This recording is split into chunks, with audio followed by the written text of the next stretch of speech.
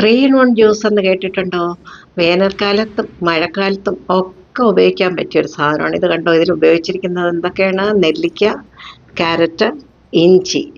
ഇത് നല്ലവണ്ണം ഒന്ന് കഴുകിയെടുത്തതിന് ശേഷം ചെറുതായിട്ട് അരിയണം. ചെറിയ പീസായിരിക്കണം, എന്നാൽ മാത്രമേ നമുക്കിത് മിക്സിയിൽ നല്ലവണ്ണം അടിച്ചെടുക്കാൻ പറ്റുള്ളൂ. അതിൽ കൂടെ എന്ത് ചെയ്യണം? ഒരല്പം ഉപ്പ് ചേർക്കണം. ചിലപ്പോൾ ഉപ്പ് ചേർത്ത് കുറച്ച് മതി കേട്ടോ, ഉപ്പ് അധികം ആകണ്ട.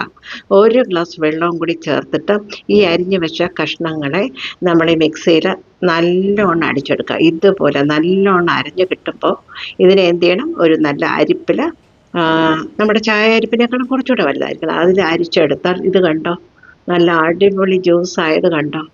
ചെറുതായിട്ടേ ഉപ്പിടാവും. അപ്പോൾ ഇത് എനിക്ക് തോന്നുന്നു എല്ലാവർക്കും കുടിക്കാം. പ്രായഭേദമന്യേ ഇത് ഉപയോഗിക്കാൻ പറ്റിയ നല്ല ഒന്നാം തരം, ഇതിനെ ശരിക്കും ഹെൽത്തി ജ്യൂസ് എന്ന് തന്നെ പറയാം. ഇഞ്ചിയും ഒക്കെ കൂടി ചേർന്നുകൊണ്ട് ഇത് വയറിനും നല്ല സുഖമാണ്. ഇതെല്ലാവരും ട്രൈ ചെയ്ത് നോക്കുക.